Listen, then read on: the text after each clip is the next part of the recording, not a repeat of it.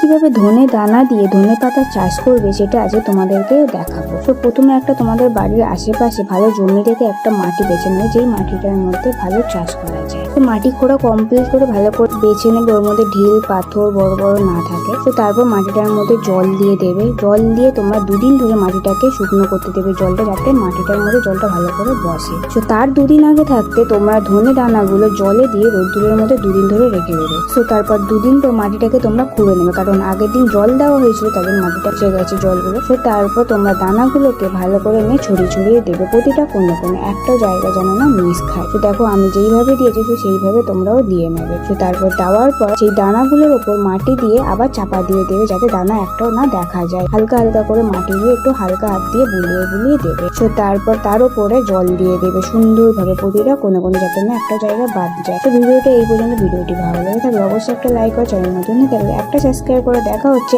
1 সপ্তাহ পর কিভাবে আমাদের ধনেপাতা গাছটা বেরোলো।